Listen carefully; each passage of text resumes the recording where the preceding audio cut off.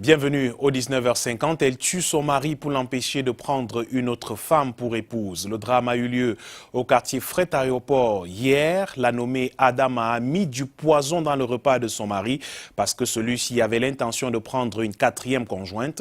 La meurtrière a été sauvée des griffes de la population qui voulait la lyncher par des éléments de la gendarmerie. Julio Trésotanon et Joseph Roger Foipon nous racontent.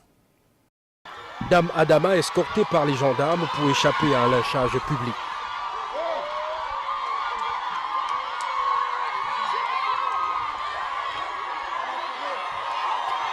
La scène se déroule ce mardi après-midi au quartier Fret Aéroport dans l'arrondissement de Douala 2e.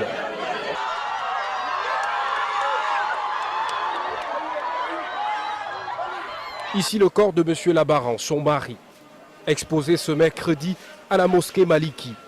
Selon les informations, l'homme conducteur de camion est rentré à la maison prendre son repas et a été retrouvé inerte juste après. Une mort suspecte.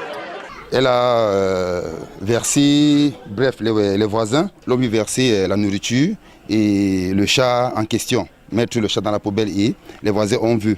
Ils ont alerté les autres. Même le chat qui a goûté à ce repas est mort sur le champ. D'après les sources, Adama est la troisième femme et refusait l'arrivée d'une quatrième épouse, d'où son acte criminel. Elle est décrite par les voisins comme une personne foncièrement méchante. Cette femme a fait boire les urines, c'est-à-dire les urines à la fille. C'est déjà suffisant pour faire sortir la femme. Vous comprenez?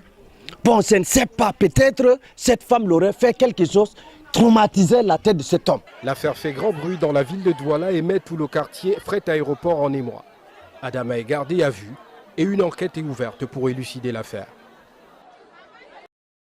Une affaire de litige foncier cette fois qui se mue en tribalisme exacerbé à Kribi dans la région du Sud.